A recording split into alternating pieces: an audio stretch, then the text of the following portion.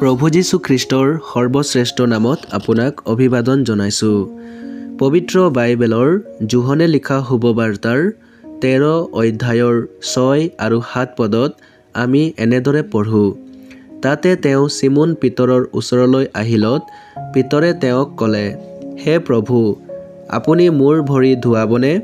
যীশুৱে উত্তৰ দি তেওঁক ক'লে, মই যি কৰিছোঁ তাক তুমি এতিয়া নাজানা, কিন্তু ইয়াৰ পাছত জানিবা। চিমোন পিতৰ তেওঁ সেইজনেই শিষ্য আছিল, যিজনে প্ৰভু যীশু খ্ৰীষ্টৰ বিষয়ে কৈছিল যে তেওঁ জীৱিত ঈশ্বৰৰ পুত্ৰ খ্ৰীষ্ট।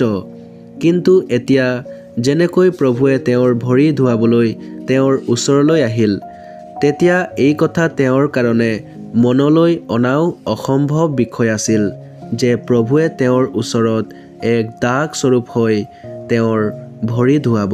তেওঁ শীঘ্ৰেই প্ৰভুক বাধা দিলে, কিন্তু তেওঁ প্ৰভুৰ দ্বাৰা শিষ্যবিলাকৰ ভৰি ধোৱাৰ অৰ্থ বুজি নাপালে।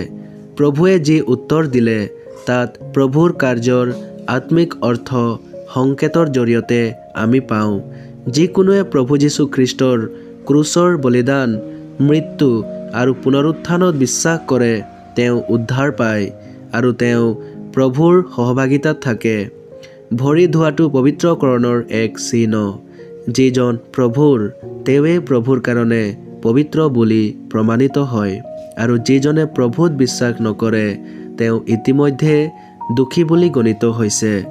আপুনিও প্ৰভু যীশু খ্ৰীষ্টত বিশ্বাসৰ দ্বাৰা উদ্ধাৰ পাব পাৰে আৰু আপোনাৰ আত্মিক বুজি পোৱা মুকলি হয় আৰু সত্যৰ অনুসৰি নিজৰ জীৱন কটায়।